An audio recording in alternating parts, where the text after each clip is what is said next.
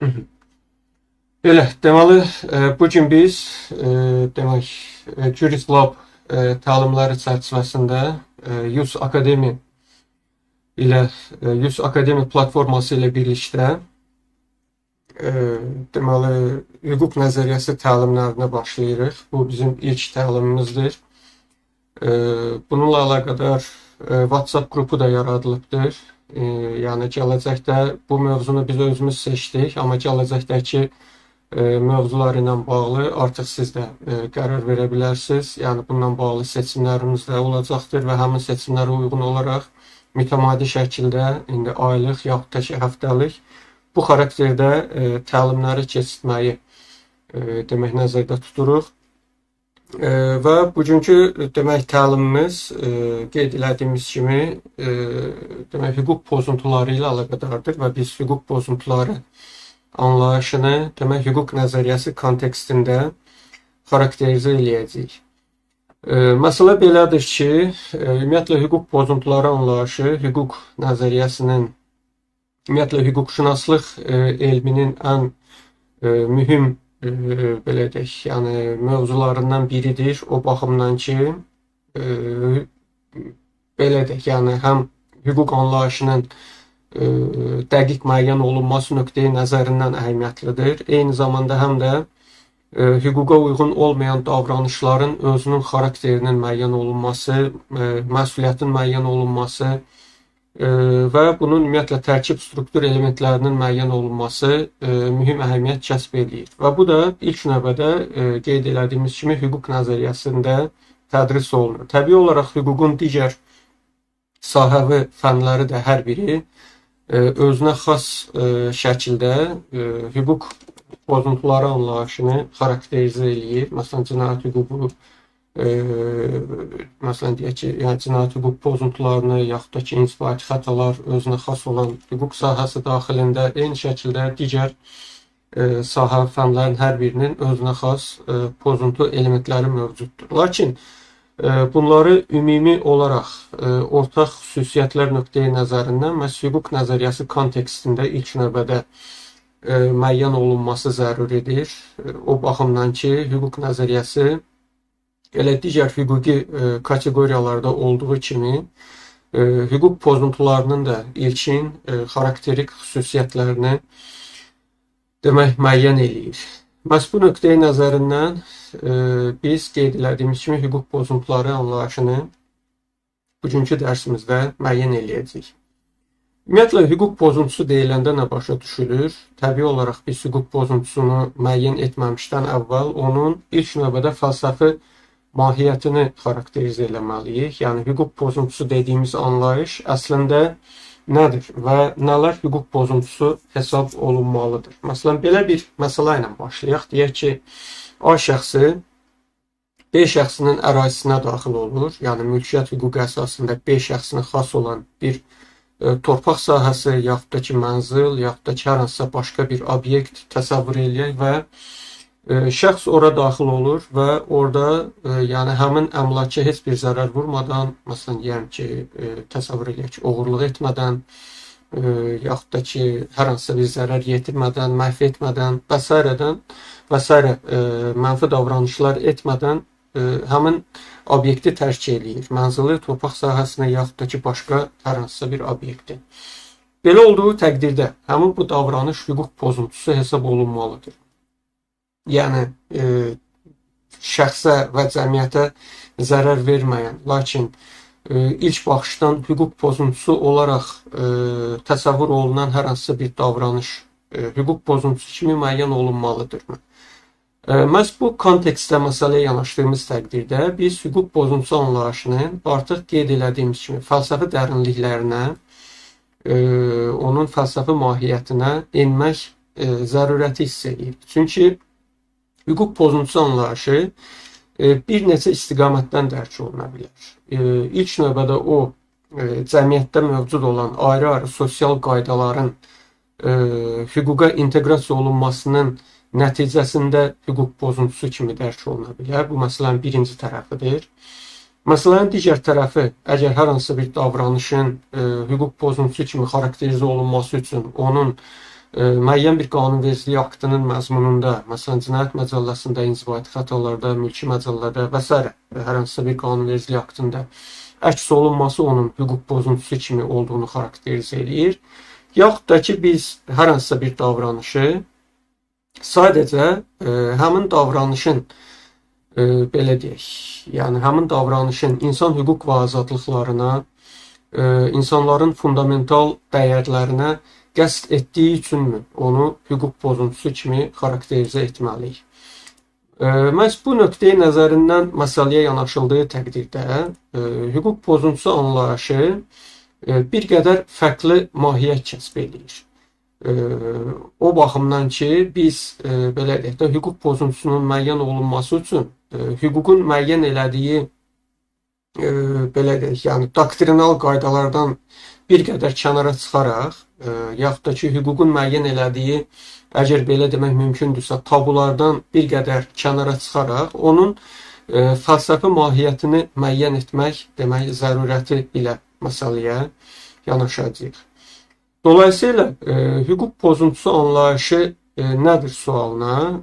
İstəsəz, yəni bu suala siz kommentlərdə də cavablar verə bilərsiniz. İndi yəni mən danışdıqca, mövzu haqqında danışdıqca ayrı-ayrı belə də, yəni məsələlər də ortaya çıxacaqdır və həmin məsələlərin əlaqədar suallar yaxud da ki, öz münasibətinizi də şərhlər bölməsində bildirə bilərsiniz. Deməli, qeyd elədiyimiz kimi, hüquq pozuntusu anlayışına biz bir neçə istiqamətdən yanaşa bilərik. Bunlardan birincisi mahiyyət yanaşmasıdır. Mahiyyət yanaşması belədir ki, əgər hər hansısa bir davranış mahiyyəti etibarilə hüquq pozuntusudursa, belə olduğu təqdirdə onun qanunvericilikdə pozuntu olaraq müəyyən olunub olunmaması o qədər də böyük əhəmiyyət kəsb eləmir. O yenə də hüquq pozuntusu kimi xarakterizə olunmalıdır.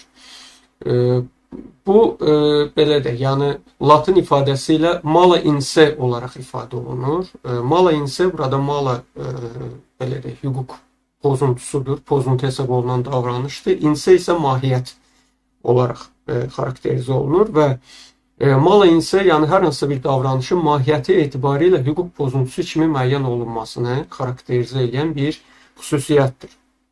Və belə olduğu təqdirdə də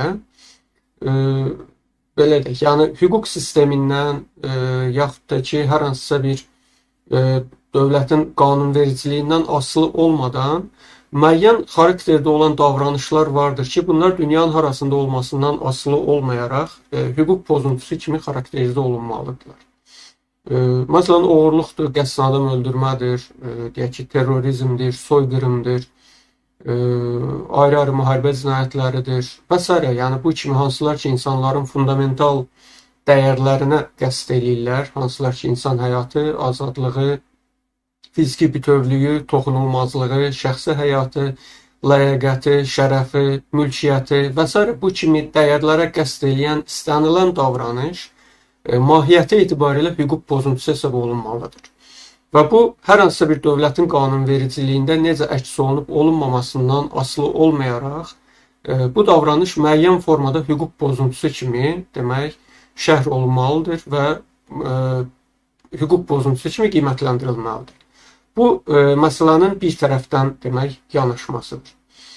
Digər tərəfdən məsələ belədir ki, təbii olaraq mahiyyət yanaşması əgər bir tərəfdən hüquqdan kənar olan sosial qaydaları əhatə edirsə, yəni ki, hüquq hesab olunmayan sosial qaydalarda, deyək ki, əxlaq qaydalarıdır, din qaydalarıdır, məsələn, deyəm ki, adətlərdir və s. Yəni, hər hansısa bir xalqın milli mənəvi dəyərlərindən irəli gələn müxtəlif sosial qaydalar ola bilər və həmin sosial qaydaların davranışları müəyyən bir formada hüquq pozuntusu olaraq xarakterizə etdiyi təqdirdə artıq o həmin belə deyək də xalqa, millətə yaxud da ki müəyyən bir etnosa münasibətdə artıq o hüquq pozuntusu kimi hesab olunur mahiyyəti etibarilə.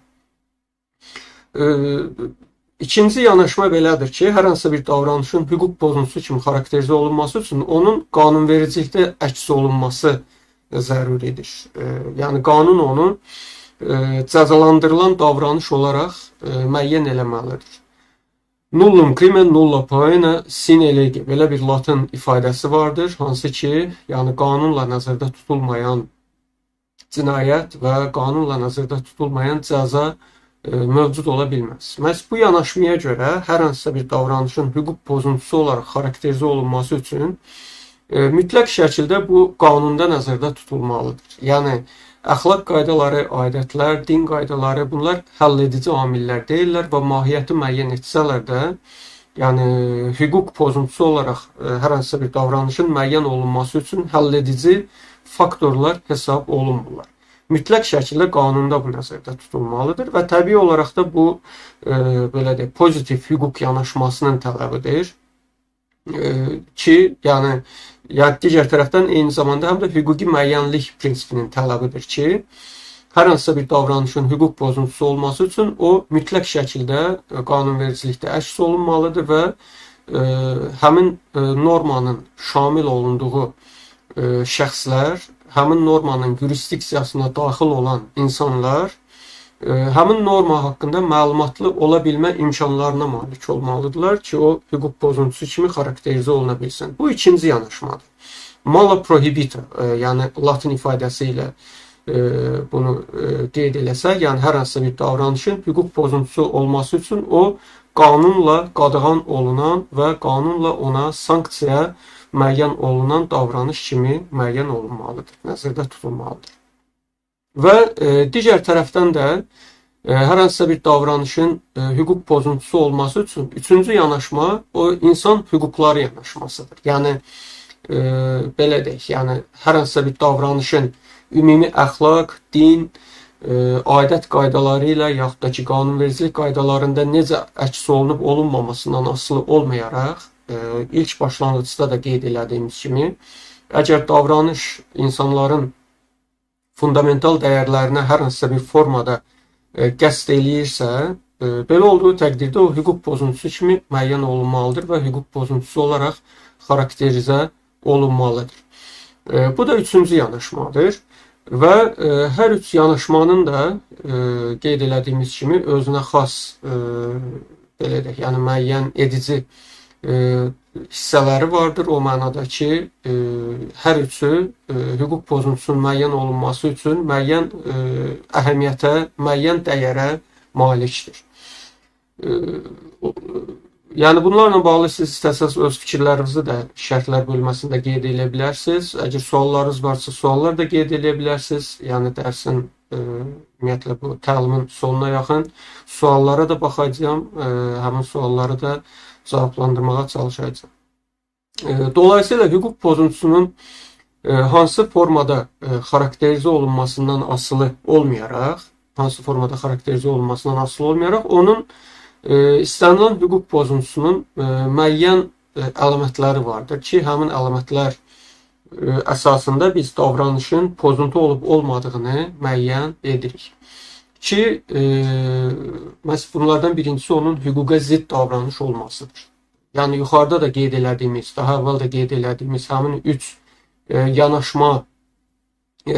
yanaşmadan sadəcə biri qanunvericiliyi əhatə eləsə belə, yenə də hər bir halda davranışın hüquq pozuntusu hesab olunması üçün o mütləq şəkildə qanunda əks olunmalıdır. Sadəcə qanunda onun necə əks olunması, hansı formada əks olunması ilə yanaşı, eyni zamanda həm də onun şərh olunmasının, təfsir olunmasının və gələcəkdə baş vermiş hər hansısa bir hüquqi fakta münasibətdə tövsif olunmasının belə deyək də, yəni elementləri mövcud olmalıdır. Məhz bu baxımdan o qanunvericilikdə əks olunması onun mühüm şərti hesab olunur. Bu məsələnin birinci tərəfi, yəni hüquqa zidd davranış olaraq xarakterizə olunması məsələsi. Digər tərəfdən davranış mütləq şəkildə ictimai təhlükəli olmalıdır. İctimai təhlükəli olmalıdır. Bir balaca bu məsələnin sosialist yanaşmasıdır.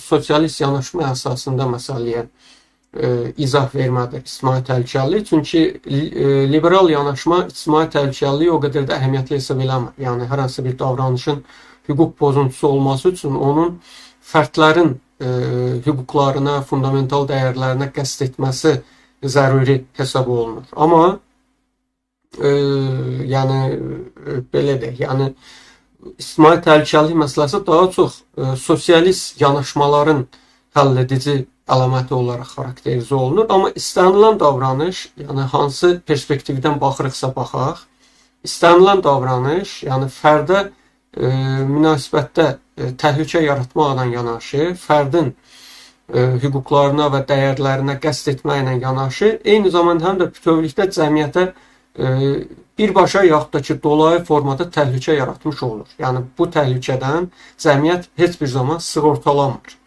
Hər hansı bir əməl konkret bir fərdə münasibətdə təhlükə yaratsa belə, məsələn, deyəm ki, A şəxsinin sadəcə B-ni öldürmək niyyəti vardır, deyək ki. Yəni B-dən başqa o heç kimi öldürməyəcəkdir və o adam qatil deyil.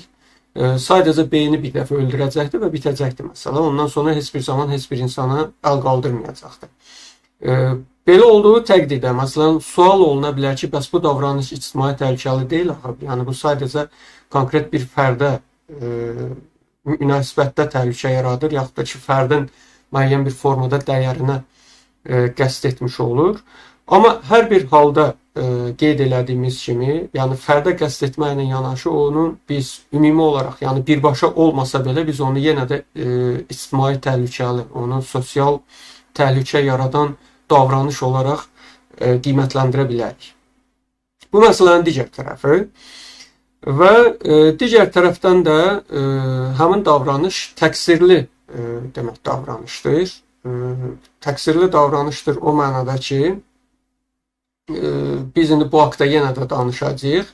Yəni hər hansı bir davranışın hüquq pozuntusu hesab olunması üçün şəxs o davranışı etməsinin fərqində olmalıdır və o davranışı etməyi birbaşa yaxud da ki, dolayı qaydada arzu etməlidir. Yəni bunu etmək istəyində, niyyətində demək olmalıdır. Məhz bu əsasa görə də demək davranışın təqsirli olması məsələsi belə deyək, onun ya qəsdən yaxud da ki, ehtiyatsızlıq formasında törədilməsini həmin davranışın hüquq pozuntusu olaraq xarakterizə olunması üçün əsasdır. Yəni bu iki elementdən hər hansı biri olmadığı təqdirdə, yəni davranış nə qəsdən, nə də ki, ehtiyatsızlıqdan törədilmədiyi təqdirdə, belə olduğu təqdirdə bu hüquq pozuntusu kimi xarakterizə olunmamalıdır. Yəni təsadüfi davranışlar yaxud da ki, hadisələrin təsadüfi axarı zəminində baş verən hər hansısa bir belə deyək də insan dəyərlərinə qəsdlər və s. bunlar yəni hüquq pozuntusu olaraq xarakterizə olunmamalıdırlar. Və təbii olaraq əməlin təqsirli davranış olması eyni zamanda həm də onun iradəvi davranış olmasını da öz-özlüyündə ehtiva eləyir. Belə ki, əməlin belə də iradəvi olması şəxsin bayaq da qeyd elədiyimiz kimi etdiyi davranışın fərqində olması, onun fərqindəliyini əhatə eləyir. Yəni şəxs həmin davranışı etməyi nə qədər arzu eləyir, onun nəticələrinin baş verməsini nə qədər gözləyir, gözləntiləri nədən ibarətdir və s. Bu kimi məsələlər də əhatə olunan məsələlərdir. Hüquq pozuntusunun əlamətləri ilə əhatə olunan məsələlərdir.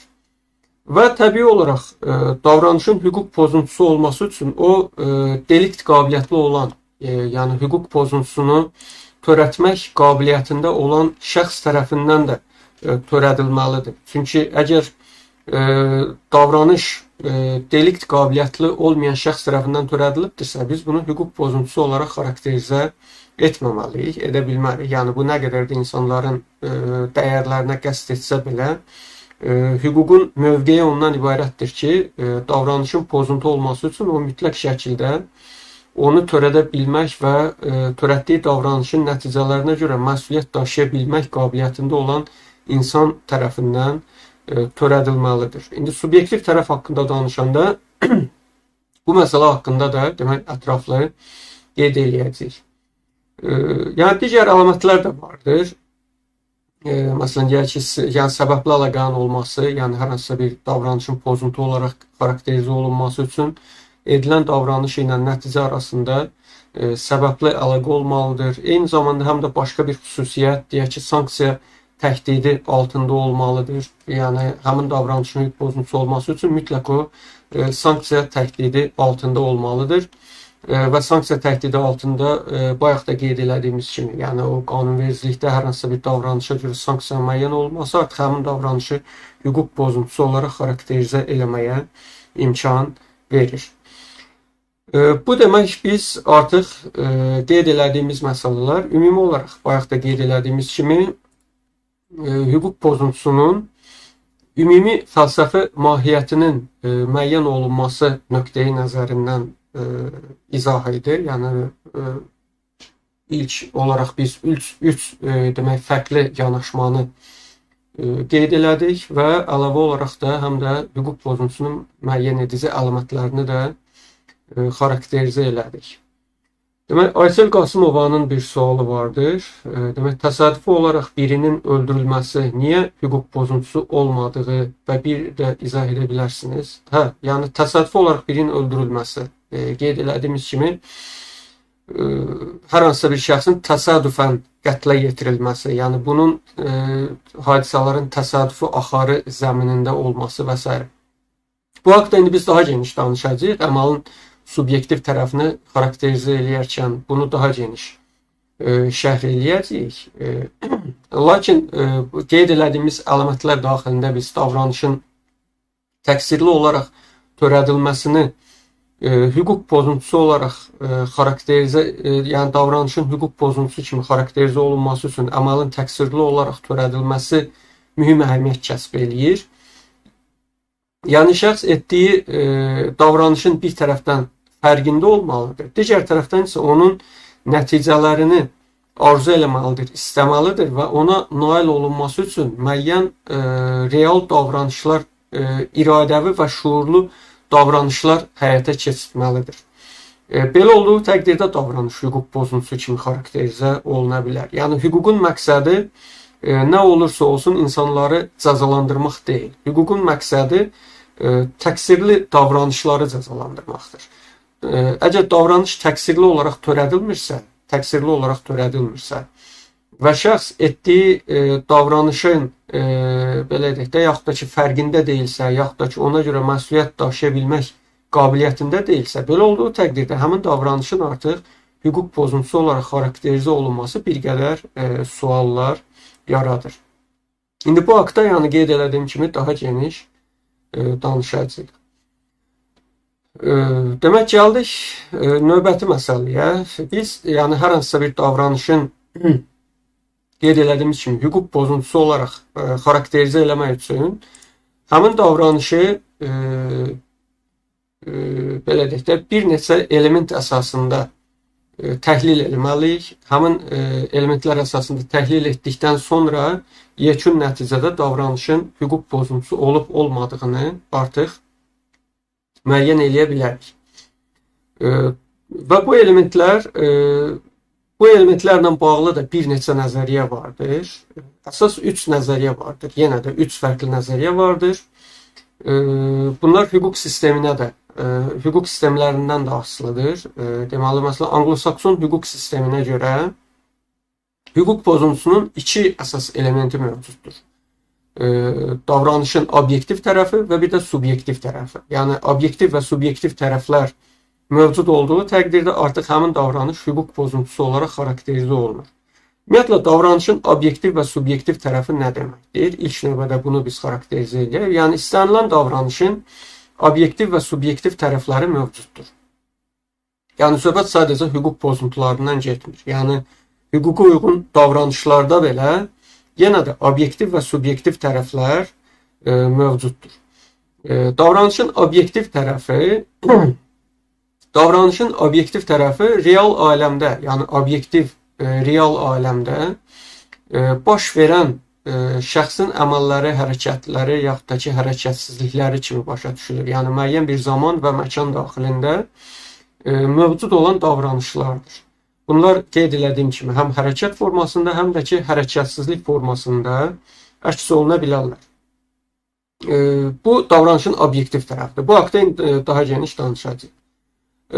Davranışın subyektiv tərəfi dediyimiz təqdirdə isə həmin davranışın sahibinin, o davranışı edən şəxsin etdiyi davranışa psixoloji münasibətidir. Yəni etdiyi davranış haqqında onun yəni düşüncələridir. Yəni söhbət burada məqsədindən gedir, onun yəni motivasiyasından gedir, yəni həmin davranışı etməyə həvəsləndirən hallar nələrdən ibarətdir? Söhbət hüquq pozuntularından getdiyi təqdirdə əlbəttə ki, söhbət eyni zamanda həm də təqsirdən gedəcəkdir. Və Anglo-Sakson sistemə görə hər hansısa bir davranışın obyektiv və subyektiv tərəfindən olması həmin davranışın artıq hüquq pozuntusu olaraq xarakterizə olunmasına kifayət eləyir. Deməli, Roman-German hüquq sistemində iki fərqli yanaşma vardır. Bundan əlavə, yəni Roman-German hüquq sistemində iki fərqli yanaşma vardır. Bir, 3 tərkib elementli yanaşma vardır. Bir də 4 tərkib elementli yanaşma vardır. Deməli, 3 tərkib elementli yanaşma belədir ki, hər hansısa bir davranışın hüquq pozuntusu olaraq xarakterizə olunması üçün obyektiv tərəf, subyektiv tərəf və obyektin olması zəruridir. Yəni, obyektiv və subyektiv tərəflərin qısaca izahını biz qeyd elədik. Əlavə olaraq bir də obyekt mövcud olmalıdır. Obyekt nədir? Obyekt, yəni həmin davranış, yəni hərəkət, yaxud da ki, hərəkətsizlik vasitəsilə qəsd olunan söhbət, yəni qəsd olunan ictimai münasibətlərdən gedir. Yəni, konkret olaraq cəmiyyət daxilində mövcud olan hansı sosial dəyərlərə, hansı sosial münasibətlərə qəsd olunur. Yəni, bu, demək, həmin hüquq pozuntusunun obyekti hesab olunur. Dolayısıyla, Roman-German hüquq sisteminə görə obyekti olmayan davranış hüquq pozuntusu hesab olunmamalıdır. Yəni, davranışın obyektiv tərəfi ola bilər. Məsələn, zahirdə baş verən, obyektiv aləmdə baş verən hər hansısa bir əməl, hərəkət yaxud da ki, hərəkətsizlik mövcud ola bilər. Şəxsin həmin əməli etməyi ilə əlaqədar müəyyən məqsədi və motivasiyası da mövcud ola bilər. Amma edilən davranış heç bir dəyərə qəsd eləmirsə, belə olduğu təqdirdə o hüquq pozuntusu hesab olunmamalıdır. Yəni, yadınızdadırsa, mövzu ilk başlayanda belə bir kazus verdim. Məsələn, şəxs müəyyən belə deyək, torpaq sahəsinə daxil olur, yaxud da ki, mənzilə daxil olur və həmin torpaq sahəsinə, yaxud da ki, mənzilə heç bir zərər vurmadan oradan çıxır. Belə olduğu təqdirdə davranışın obyektiv tərəfi var, subyektiv tərəfi var. Yəni, şəxs obyektiv tərəf belədir ki, hərəkət mövcuddur. Subyektiv tərəf belədir ki, şəxs etdiyi davranışın fərqindədir, niyə etdiyini bilir. Amma burada belə deyək, konkret qəsd obyekti yoxdur. O sadəcə məsələn girib torpaq sahəsinə, deyək ki, girib baxıb, məsələn deyək ki, orada hər hansısa bir davranış həyata keçirib və çıxıbdır oradan. Yəni heç bir dəyərə qəsd etmədən çıxıbdır. Və qeyd elədiyim kimi, yəni Anglo-Sakson sistemə görə burada hüquq pozuntusu var. Çünki obyektiv və subyektiv tərəf mövcuddur. Amma Roman-German hüquq sisteminə görə burada hüquq pozuntusu yoxdur. Çünki obyekt mövcud deyil.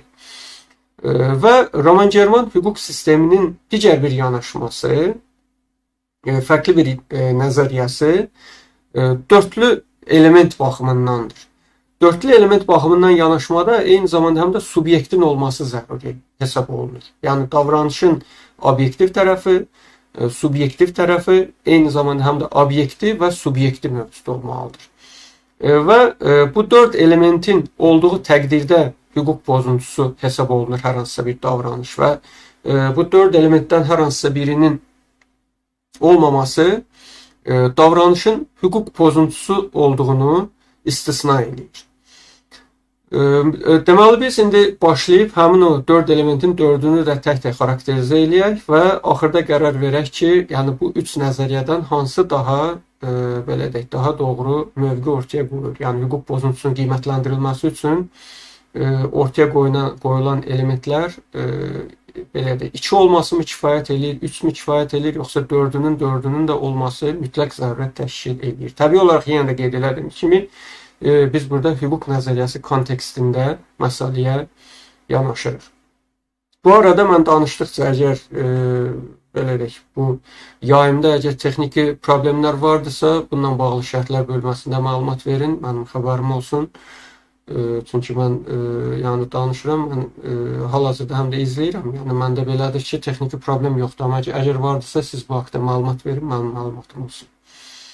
Deməli gəldik bu 4 elementin 4-ünün də xarakterizə olunmasına. Demək ilk növbədə biz obyekti müəyyən edək. Obyekt nədir? Yəni qeyd elədiyimiz kimi hüquq pozuntusunun obyekti həmin hüquq pozuntusu vasitəsilə qəsd olunan dəyərlər, daha doğrusu qəsd olunan ictimai münasibətlər başa düşülür.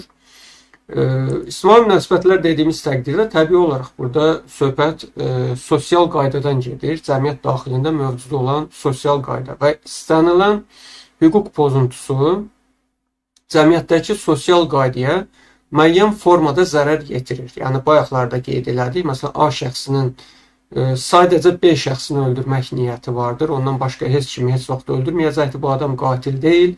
Yəni belə bir vəziyyət olsa belə, yenə də cəmiyyət daxilində sosial qayda pozulmuş olur. Çünki cəmiyyət daxilindəki insanların içində müəyyən bir qorxunun yaranması, müəyyən bir belə deyək də təhlükə hisslərinin olması və s. bu kimi negativ halların özü də öz-özlüyündə sosial qaydaya müəyyən formada zərər yetirir. O baxımdan, yəni qeyd elədiyimiz kimi, hüquq pozuntusu istənilən halda sosial qaydanı pozur. Məhz bu əsas ilə də obyekt ümumi və xüsusi olaraq qiymətləndirilə bilir. Ümumi obyekt dediyimiz təqdirdə bu istənilən hüquq pozuntusunun vurduğu ortaq zərərlərdir. Vurduğu ortaq belə deyək də zərər vurduğu ortaq ictimai münasibətlərdir. Məsələn, istənilən hüquq pozuntusu ümumi hüquq qaydasına zərər yetirir. Məsələn, qanun pozulursa, bu ümumi olaraq hüquq qaydasını pozmuş olur. Eyni zamanda həm də dövlətin və cəmiyyətin mənafələrinə bütövlükdə zərər yetirmiş olur istənilən hüquq pozuntusu. Bu vergi cinayəti də ola bilər, qəsdən adam öldürmə də ola bilər, dələduzluq da ola bilər. İstənilən halda bu dövlətin və cəmiyyətin mənafələrinə zərər yetirmiş olur. Eyni zamanda yəni sosial iqtisadi qaydaya zərər yetirmiş olur istənilən hüquq pozuntusu. Eyni zamanda dövlətin siyasi quruluşuna da zərər yetirə bilir. Bütövlükdə yəni cəmiyyət daxilində mövcud olan ümumi nizam-intizam qaydalarının pozulmasına öz tövhəsini verir istənilən hüquq pozuntusu. Bu baxımdan da hüquq pozuntusunun ümumi obyekti qismində hal-hazırda sadaladıqlarımın hamısı ümumi obyekt qismində xarakterizə oluna bilərlər. Xüsusi obyektə gəldiyimiz təqdirdə buna bəzən konkret obyekt də deyilir. Konkret obyekt artıq bu konkret bir hüquq pozuntusu vasitəsilə həmin o hüquq pozuntusunun özünün mahiyyətindən irəli gələrək vurulan zərərlərdən söhbət gedir. Məsələn, mülkiyyət, ictimai qayda, yaxud da ki, dövlət aparatının fəaliyyəti, məsələn, cəmiyyət üzvlərinin sakitliyi və s. Yəni, bu kimi o cümlədən insan həyatı, yəni bunlar artıq xüsusi obyektlər hesab olunurlar. Məsələn, qəsdən adam öldürmə vasitəsilə insan həyatına zərər yetirilir, oğurluq vasitəsilə mülkiyyətə zərər yetirilir. Yəni, bu qeyd olunanlar artıq xüsusi obyektlərdir. Hər bir hüquq pozuntusunun özünə xas xüsusi obyektinin olması ilə yanaşı, eyni zamanda həm də bütün hüquq pozuntularının hamısının ortaq, demək, ümumi obyektləri də mövcuddur. Üstəgələk, eyni zamanda həm də hüquq pozuntusunun bir də predmeti mövcud olur. Bəzən bu predmet obyektlə qarışdırılır, amma biz predmeti konkret maddi dəyərlər olaraq və daha doğrusu maddi nemətlər olaraq başa düşməliyik.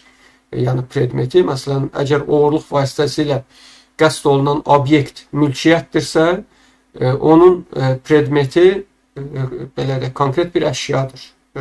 Pul ola bilər, məsələn, hər hansısa bir ziniyyət əşyası ola bilər və s. Yəni bu artıq predmetdir. Məsələn, qəsdən adam öldürmə vasitəsilə qəsd olunan obyekt əgər insan həyatıdırsa, onun predmeti konkret olaraq A şəxsidir. A şəxsinin özüdür.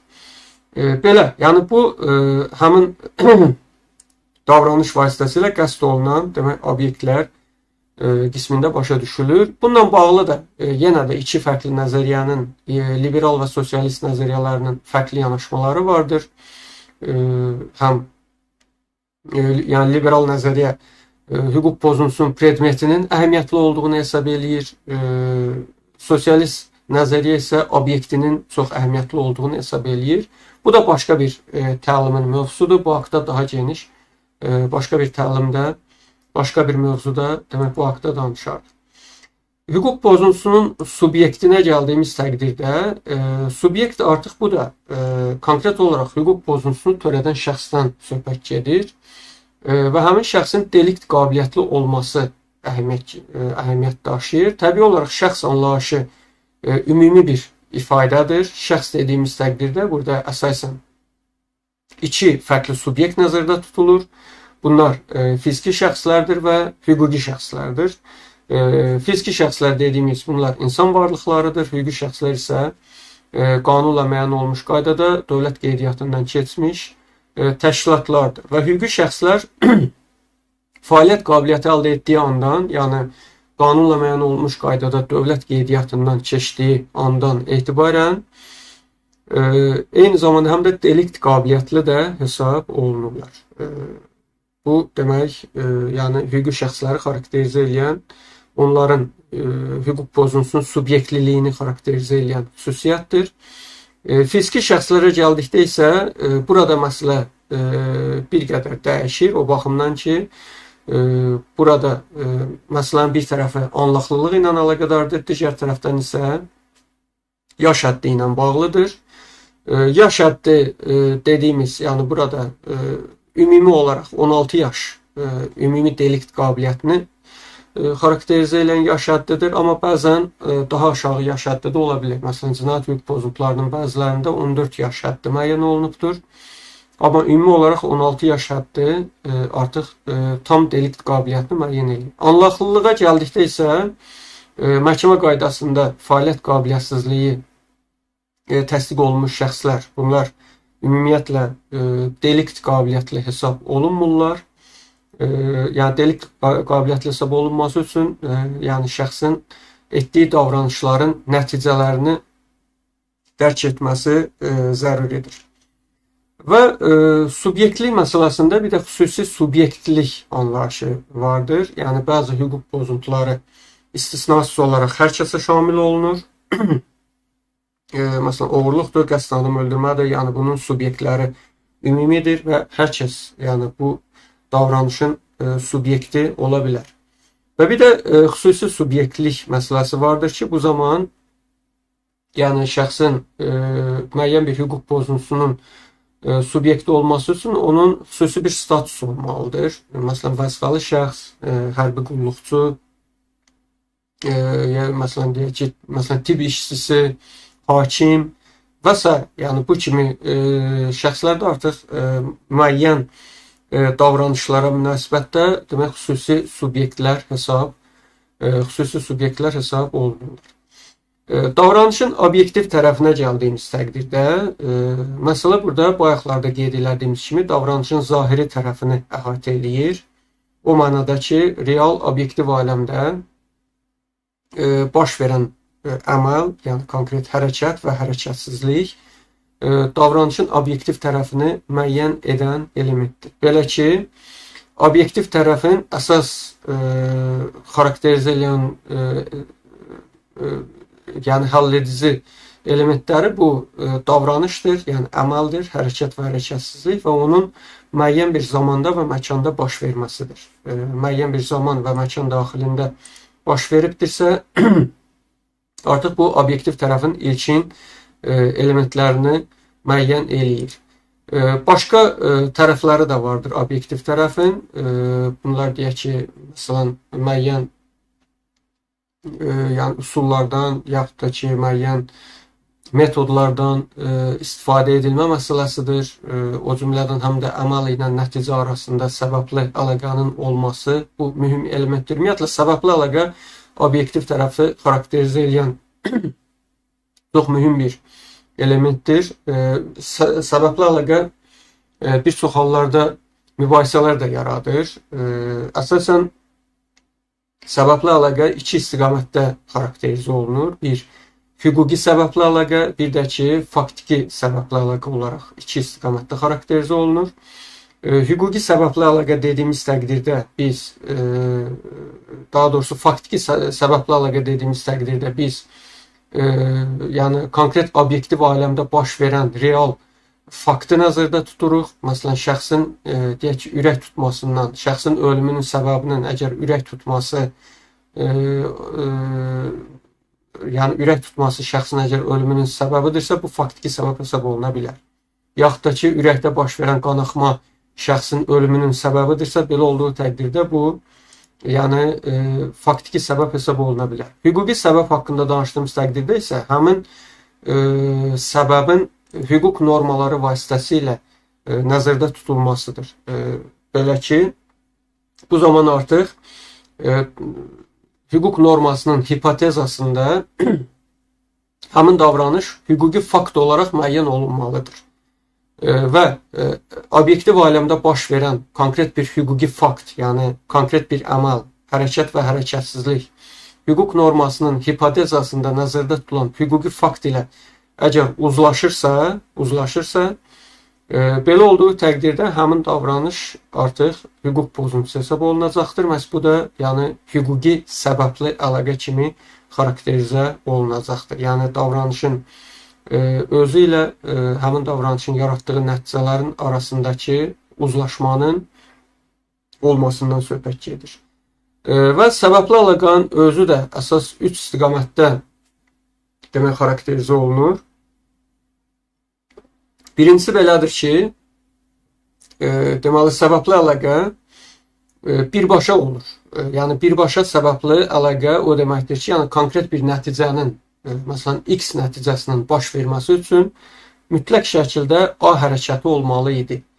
Yəni X nəticəsi A hərəkətindən başqa heç bir davranışın nəticəsində baş verə bilməzdir. Bu birbaşa səbəbli əlaqədədir. Məsələn, deyək ki, A şəxsi B şəxsinin ürək nahiyəsindən bıçaq zərbəsi endirir və qanaxma nəticəsində də demək, şəxs həyatını itirir. Yaxud da ki, ürəyin funksiyasının dayanması nəticəsində şəxs həyatını itirir. A şəxsi B şəxsinə bıçaq zərbəsi endirməsəydi, B şəxsi ölməyəcəkdi. Bu birbaşa demək, səbəbli əlaqədir. İkincisi, deməli, müvafiq səbəbli əlaqə vardır. Yaxud da ki, buna ekvivalent səbəbli əlaqə də deyilir bəzən. Yəni, iki və daha çox səbəbin nəticəni yaratması kimi başa düşülür bu zaman. Yəni, məsələn, deyəlim ki, iki fərqli istiqamətdə baş verən hərəkət yaxud da ki, hərəkətsizlik müəyyən bir X nəticəsinin yaranması üçün əgər səbəbdirsə, belə olduğu təqdirdə bu, deməli, ekvivalent hesab olunur və hər ikisi səbəbli əlaqə olaraq, yəni nəticənin baş verməsinə səbəb olaraq xarakterizə oluna biləcəkdir. Bu demək ikinci məsələdir. Və üçüncüsü isə tətikləyici demək səbəbli əlaqə vardır. Bu zaman X nəticəsinin baş verməsi üçün A hərəkətinin mövcud olması kifayət eləyir. Yəni X nəticəsi üçün A davranışının edilməsi kifayət eləyir. Lakin ortada bir B davranışı baş verir, B hərəkəti baş verir ki, həmin o B hərəkəti A-nın etdiyi hərəkətin nəticələrini sürətləndirir. Buna tətikləyici səbəbli əlaqədə deyilir.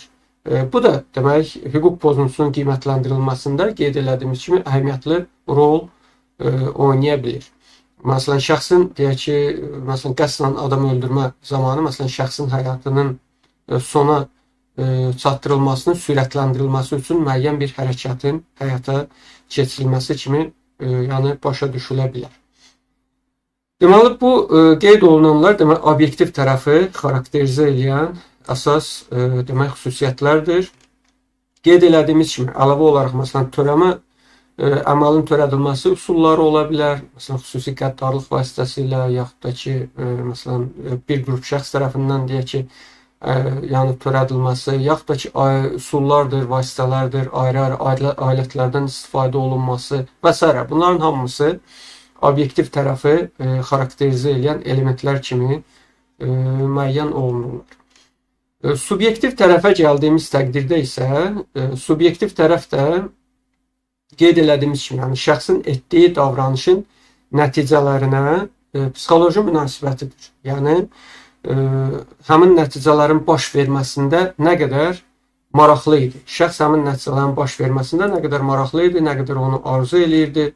Onun baş verməsi üçün, belə deyək də, yəni onu həvəsləndirən şərtlər nə qədər güclüdür, yəni motivasiyası nə qədər güclüdür. Bu subyektiv tərəf xarakterizə eləyir və bu da ilk növbədə təqsir ilə bayaq da qeyd elədiyimiz kimi müəyyən olunur.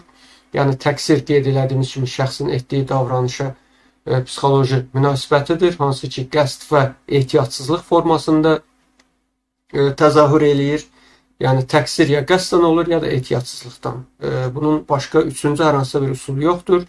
Qəsdin özü də birbaşa yaxud da ki, dolayı ola bilir. Birbaşa olduğu təqdirdə şəxs etdiyi əməlin nəticələrini bilir, arzu eləyir, dərk eləyir və onun baş verməsi üçün real davranışlar həyata keçirilir. Qəsd dolayı olduğu təqdirdə isə şəxs nəticələri arzu eləmir, nəticənin baş verməsini arzu eləmir, amma buna şərait yaradır. Bunun baş verməsi üçün şərait yaradır. Dolayı qəsd adətən tək başına olmur. Dolayı qəsdin olması üçün mütləq şəkildə birbaşa qəsd olmalıdır. Birbaşa qəsd olmadan dolayı qəsd mövcud ola bilmir. Yəni dolayı qəsd birbaşa qəsdin uzantısıdır. Məsələn, şəxs əmlaka zərər vurmaq üçün əmlakı yandırır, amma həmin əmlak ilə bərabər, deyək ki, digər şəxslərə də zərər yetirmiş olursa, belə olduğu təqdirdə əmlakı məhv etməsi birbaşa qəsdi iləndir, digər şəxslərə zərər yetirməsi isə dolayı qəsdi ilə baş vermiş olur. Və ehtiyatsızlığın özü də iki formadadır. Ehtiyatsızlıq xarakterizə edən xüsusiyyəti odur ki, şəxs bu zaman artıq nəticənin baş verməsini arzu eləmir. Yəni qəsddən fərqli olaraq nəticənin baş verməsini arzu eləmir. Belə bir niyyəti yoxdur, motivasiyası yoxdur. Ehtiyatsızlıq sadəcə ya özünə güvənmə vasitəsilə, yaxud da ki, etinasızlıq vasitəsilə mövcud ola bilir. Yəni şəxs yüngül fikirliliyi ilə, özünə güvənmə vasitəsilə nəticələrin baş verməsinin qarşısını alacağını düşünür və nəticələr baş verir və onun qarşısını ala bilmir. Yaxud da ki, lazım olan diqqəti göstərmir. Yəni etinasızlıq eləyir və həmin o etinasızlığın nəticəsində yəni digər şəxslərə zərər yetirmiş olur. Halbuki lazım olan diqqəti göstərsəydi, bu zərəri vurmayacaqdı. Və subyektiv tərəfi xarakterizə edən digər elementlər də demək, belə deyək, motivdir və məqsəddir. Məqsəd şəxsin nail olmaq istədiyi hədəfdir. Yəni etdiyi hüquq pozuntusu vasitəsilə konkret qarşısına qoyduğu hədəfdir. Nəyə çatmaq istəyir? Məsələn, qəsdən adam öldürmə vasitəsilə deyək ki, şəxsin həyatına son vurmaq istəyir, yaxud da ki, oğurluq vasitəsilə hər hansısa bir əmlakı ələ keçirmək istəyir və s. Yəni bu məqsəddir. Motiv isə onu həvəsləndirən belə də psixoloji amillərdir. Onu müəyyən bir davranışı etməyə stimullaşdıran, stimul verən müəyyən psixoloji amillərdir. Hansılar ki, hüquq pozuntusunun qiymətləndirilməsində çox əhəmiyyətlidir. Yəni bu eyni zamanda həm də təqsirləndirilən şəxsin, hüquq pozuntusu törədən şəxsin şəxsiyyətini müəyyən eləməyə imkan yaradır. Onun hüquq pozuntusu törətməyə nə qədər meyilli olduğunu müəyyən etməyə şərait yaradır. Yəni motiv ümumiyyətlə hüquq pozuntusunun həm araşdırılması, müəyyən olunması, o cümlədən həm də təqsirlənilən şəxsin özünün xarakterinin və xüsusiyyətlərinin qiymətləndirilməsi üçün çox vacib bir elementdir. Dolayısıyla, yəni bu qeyd olunanlar hüquq pozuntusunun ümumi olaraq yəni xarakterizə eləmək üçün əsas 4 elementdir. Bayaqlarda qeyd elədiyimiz kimi, daha əvvəldə qeyd elədiyimiz kimi əsas 3 nəzəriyyə vardır. 2 elementli yanaşma vardır, hansı ki, Anglo-Sakson hüquq sisteminə xasdır və sadəcə obyektiv tərəfin və subyektiv tərəfin olduğunu olduğunu belə deyək, yəni kifayət olaraq qəbul olunur ki, yəni hər hansısa bir davranışın obyektiv və subyektiv tərəfi vardırsa, artıq həmin davranışı hüquq pozuntusu olaraq xarakterizə eləmək kifayət edir. Bu demək bir nəzəriyyədir və Roman German hüquq sisteminin özündə də iki fərqli yanaşma vardır. Yəni iki fərqli yanaşma belədir ki, bir 3 elementli yanaşma var və bir də 4 elementli yanaşma vardır. 3 elementli yanaşmaya görə obyektiv və subyektiv tərəfdən əlavə həm də obyektin özünün olması zəruridir. 4 elementli yanaşma isə hal-hazırda qeyd elədiyimiz, yəni eyni zamanda həm də subyektin özünün olduğu əhəmiyyətli hesab olunur. Və demək bu yanaşmaların hər birinin özünə xas üstün və mənfi tərəfləri vardır. Təbii olaraq bizim hüquq sistemimizdə hal-hazırda 4 elementli yanaşma qəbul olunubdur. Yəni obyekt, subyekt, obyektiv tərəf və subyektiv tərəfin dördünün də olması əməlin hüquq pozuntusu olaraq xarakterizə olunması üçün yəni mühüm əhəmiyyət kəsb edir. Ümumiyyətlə hüquq pozuntuları əsasən belə deyək də iki istiqamətdə fərqləndirilirlər. Bunlar demək cinayətlərdir və xətalardır. Əsasən bu təsnifat ictimai təhlükəlilik dərəcəsinə görə demək fərqləndirilir. Belə ki, ictimai təhlükəlilik dərəcəsi çox yüksək olan əməllər cinayət olaraq xarakterizə olunurlar. Nisbətən ictimai təhlükəliliyi daha aşağı olan əməllər isə demək xəta olaraq demək xarakterizə olunurlar. Bununla bağlı yenə də fərqli yanaşmalar vardır. Amma ümumi şəkildə belə deyək, söhbət əgər ümumi nəzəri yanaşmadan gedirsə, yəni cinayətlər və xətalar ictimai təhlükəlilik səviyyəsinə görə fərqləndirilir. Amma bir də qanunvericilik yanaşması vardır ki, yəni cinayət dediyimiz təqdirdə, məsələn, sırf bizim milli hüquq sistemimizdə əgər hər hansısa bir əməl məntiqi olaraq da, yəni əgər cinayət məcəlləsi ilə tənzimlənirsə, cinayət məcəlləsinə daxil edilibdirsə, bu cinayət hüquq pozuntusu hesab olunur. İnzibati xətiyə daxilsə, bu demək inzibati xəta hesab olunacaqdır, yaxud da ki, yəni digər qanunvericilik aktlarına daxil olduğu təqdirdə də yenə yəni özünə xas formada xarakterizə olunacaqdır. Amma ümumi nəzəri baxımından cinayətlər və xətalar ümumiləşdirici anlayış qismində xarakterizə olunurlar. Dediyimiz kimi cinayətlər, bunlar ictimai təhlükəlilik dərəcəsinə görə çox yüksək ictimai təhlükə yaradan əməllərdirlər.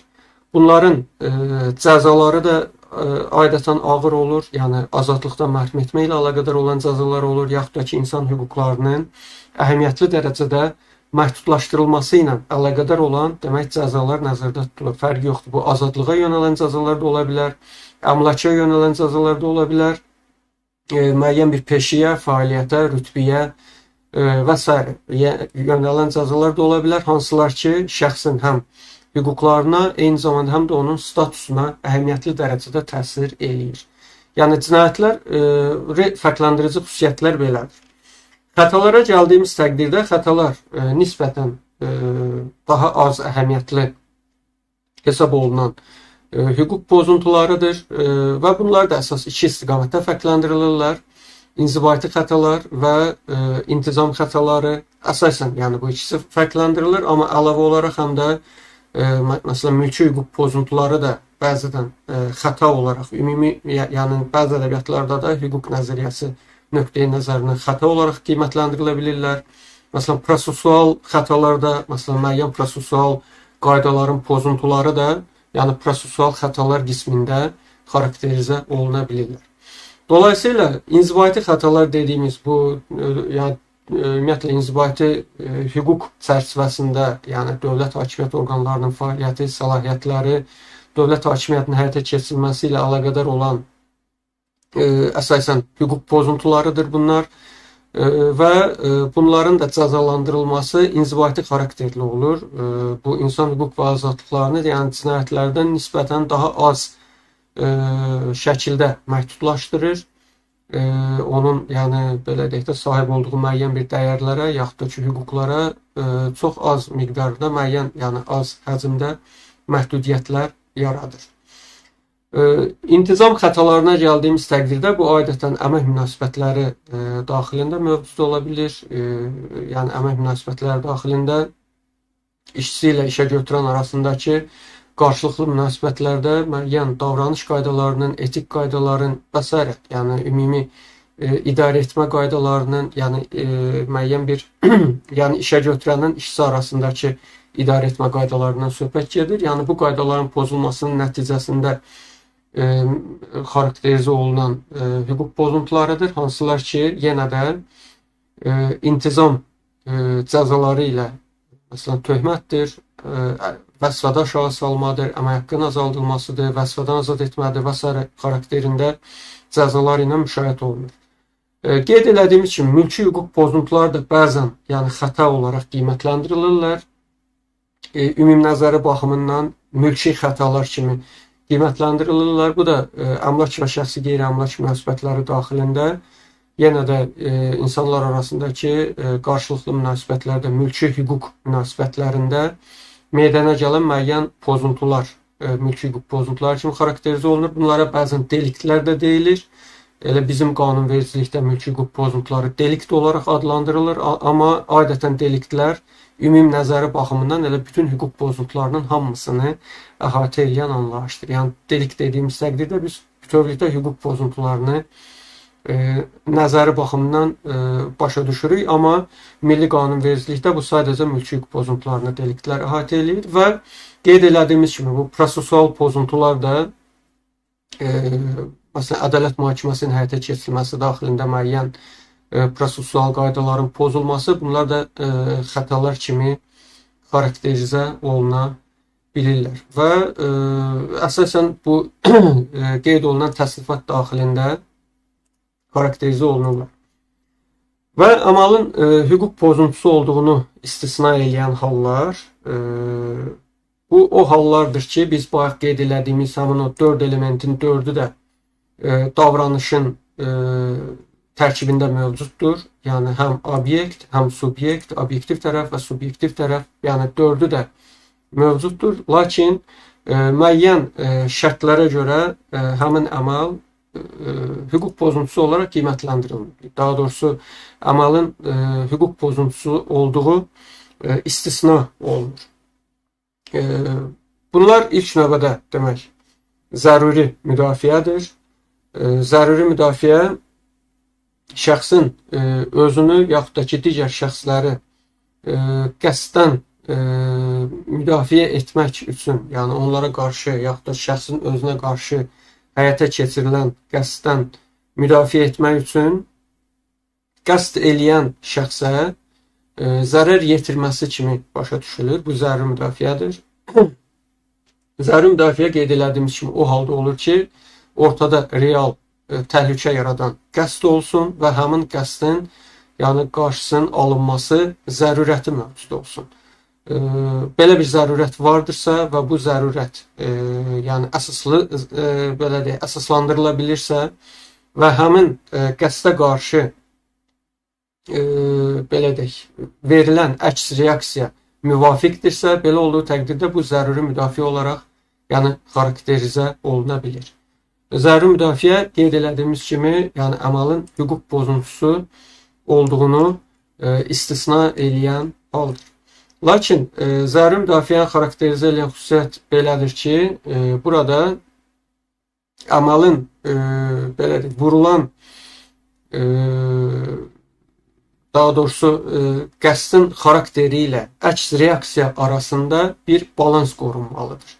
Yəni qəsd eləyən şəxsin yaratdığı təhlükə ilə qəsdə qarşı edilən reaksiya, yəni əks hərəkətin yaratdığı təhlükə arasında müəyyən bir balans qorunmalıdır. Əgər bu balans pozulursa, yəni məsələn qəsd təhlükəsi çox aşağıdır, amma ona qarşı verilən reaksiya həddindən artıq yüksəkdirsə, belə olduğu təqdirdə bu zəruri müdafiə hesab olunmayacaqdır. Yəni zəruri müdafiədə belə bir balansın qorunması əhəmiyyətlidir. Digər tərəfdən əmalın hüquq pozuntusu olduğunu istisna edən yəni digər bir istisna son zərurətdir. Hansı ki bu zaman yəni son zərurət artıq şəxsin müəyyən bir təhlükənin aradan qaldırılması üçün, həmin təhlükənin aradan qaldırılması üçün digər şəxslərə, yəni bu təhlükə ilə əlaqəsi olmayan, yaxud da ki, o təhlükəni yaratmaq, ümumiyyətlə, yəni yaratmayan və onunla bağlı heç bir əlaqəsi olmayan şəxslərə zərər yetirməsindən söhbət gedir. Bu zaman da əməlin, yəni son zərurət olduğu yenə də əsaslandırılmalıdır və bu əsaslandırma artıq belə deyək, yaranan təhlükə ilə həmin təhlükənin aradan qaldırılmasının nəticəsində vurulan zərər arasındakı balans nəzərə alınmalıdır. Yəni zərər ilə, daha doğrusu təhlükə riski ilə vurulmuş zərərin arasındakı balans əgər pozulursa, yəni vurulmuş zərər yaranan təhlükəni üstəliyirsə, belə olduğu təqdirdə son zərurət həddi aşılmış hesab olunur. Zəruri müdafiə ilə fərqi ondan ibarətdir ki, zəruri müdafiədə verilən reaksiyanın özü balanslı olmalıdır. Yəni, məsələn, şəxsə əgər odlu silah ilə hücum vardırsa və ona qarşı verilən reaksiya odlu silah vasitəsilədirsə, belə olduğu halda balans mövcuddur. Bu zəruri müdafiə həddi hesab oluna bilər. Amma əgər şəxsin üzərinə əlbayağa gəlinirsə və əlbayağa təhlükənin qarşısında əgər odlu silah ilə reaksiya verilirsə, belə olduğu təqdirdə zəruri müdafiə həddi aşılmış olur. Amma son zərurətdə nəticə balansı hesab olunur. Yəni ki, təhlükənin yaratdığı belə deyək də risk ilə həmin təhlükənin aradan qaldırılmasının nəticəsində vurulmuş zərər, məsələn, əgər təhlükə şərt olaraq deyirəm, 5 nəfərin həyatı üçün risk yaradırdısa və bu riskin aradan qaldırılması üçün, məsələn, 100 nəfərə zərər yetirilibdirsə, belə olduğu təqdirdə son zərurət həddi aşılmış olur. Amma əgər əksinədirsə, məsələn, risk əgər 100 nəfərin həyatı üçün idisə, amma bunun qarşılığında 2 nəfərin həyatı təhlükə altına düşüb, yaxud da ki, onlara müəyyən bir zərər dəyibdirsə, belə olduğu təqdirdə son zərurət həddi aşılmamış hesab olunacaqdır. Başqa bir, belə deyək, hal cinayət törətmiş şəxsin tutulması zamanı ona zərər yetirilməsidir.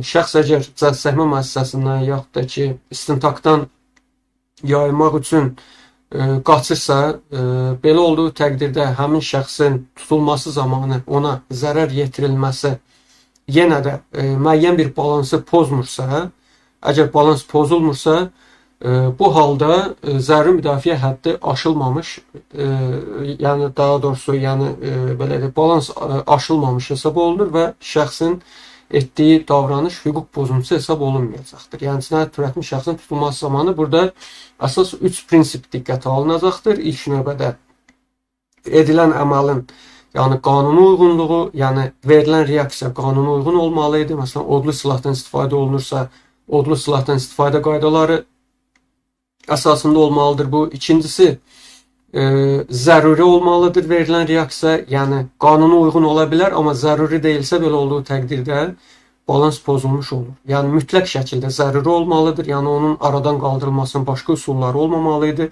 Üçüncüsü isə yenə də proporsiyadır. Yəni vurulan zərər ilə qorunan dəyər arasındakı qarşılıqlı balansın, demək, qorunması mühüm əhəmiyyət kəsb eləyir. Digər tərəfdən fiziki yaxud da ki, psixi zorakılıq nəticəsində əgər hüquq pozuntusu törədilirsə, məsələn, fiziki zorakılıq dediyimiz təqdirdə, məsələn, belə deyək, A şəxsi B şəxsinə döyərək onu məcbur eləyir hər hansısa bir sənədə, qeyri-legal sənədə imza atsın.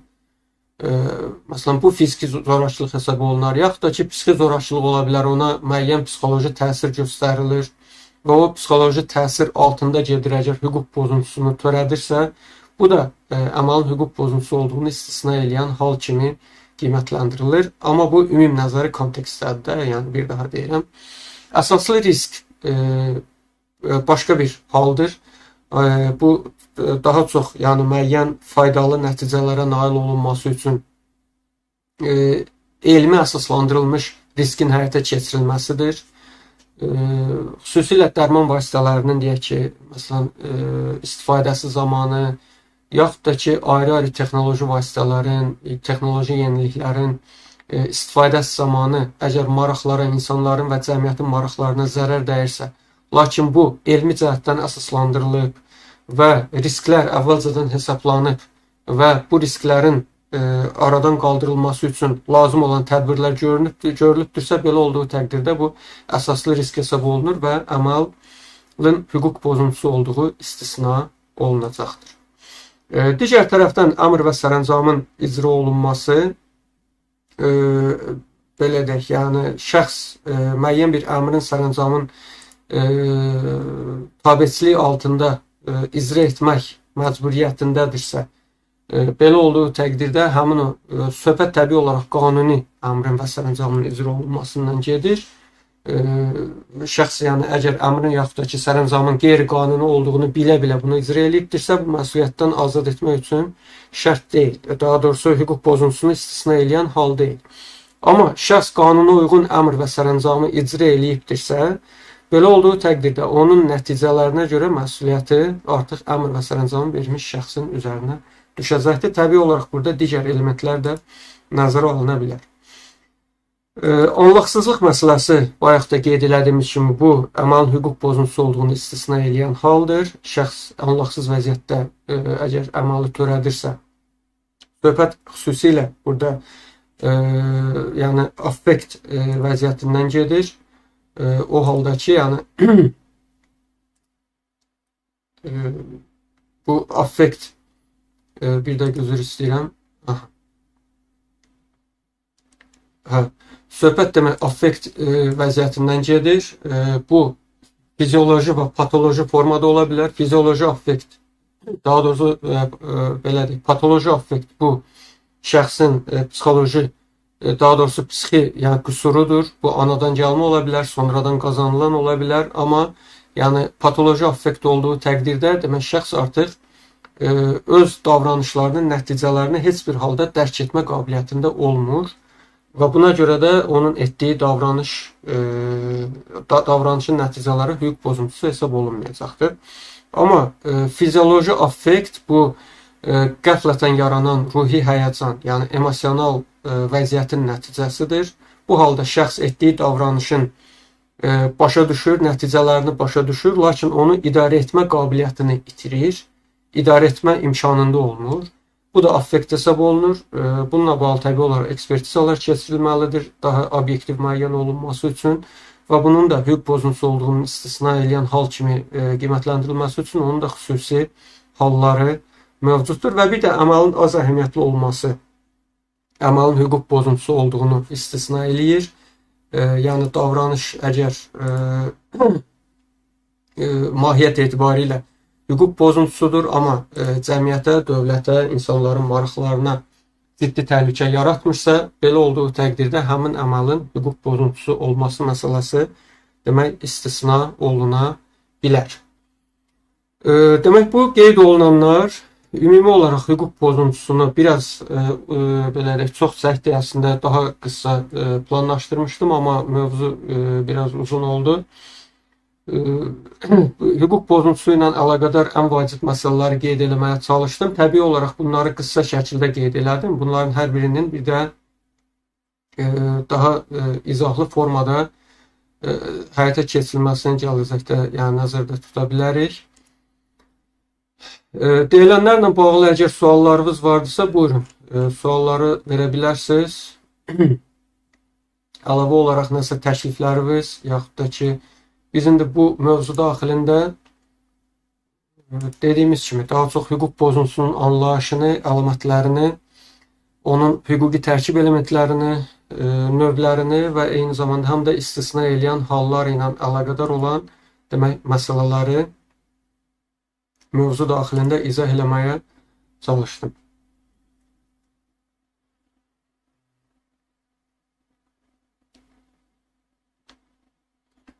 Nuray Yunisli demək sual veribdir, belə bir sual verib. Demək, bəs hüquqi şəxslər tərəfindən törədilən hüquq pozuntularının hüquqi nəticələri nələrdən ibarətdir? Bu fiziki şəxslərə nəzərən ağır nəticələrə gətirib çıxara bilərmi? Bu belədir, tamamilə subyektiv bir məsələdir.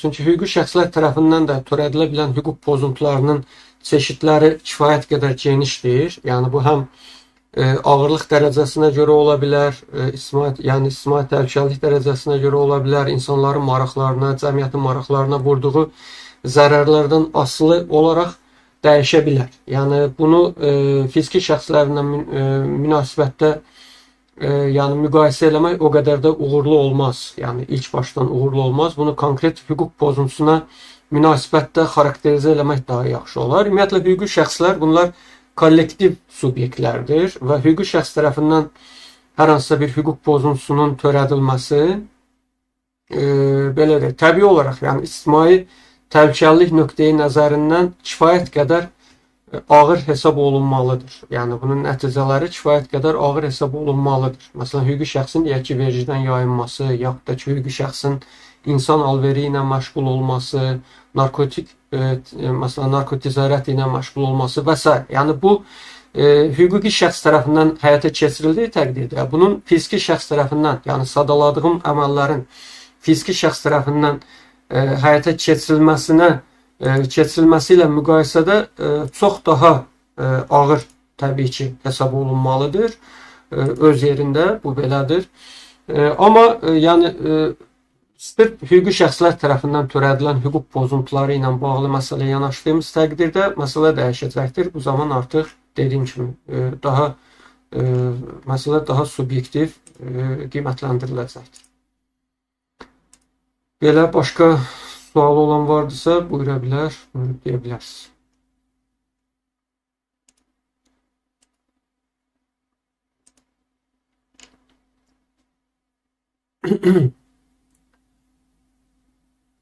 Nuray Yunusli oldu. Minnətdaram iştirak elədiyinizə görə.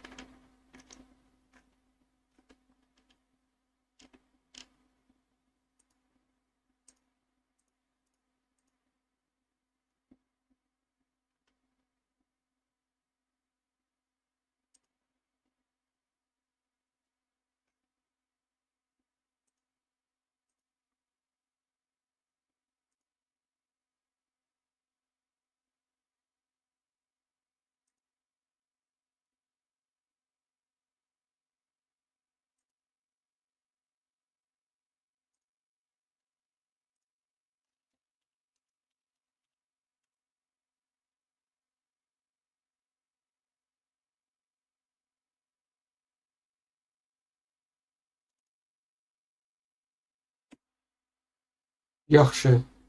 Belə baxıram, yəni əlavə suallar yoxdur. Əgər başqa suallarınız yoxdursa, canlı yayımı da yekunlaşdıraq. Amma bu yəni video olaraq ya kanalda yerləşəcəkdir. Əlavə olaraq da sonradan da nəsə suallarınız olarsa yerləşdirə bilərsiniz. Cavablandırmağa çalışacağam, izləyəcəm davamlı olaraq. Minnətdaram qoşulduğunuza görə. Gecəniz xeyrə qalsın. Növbəti təlimlərdə görüşənə qədər. Sağ olun.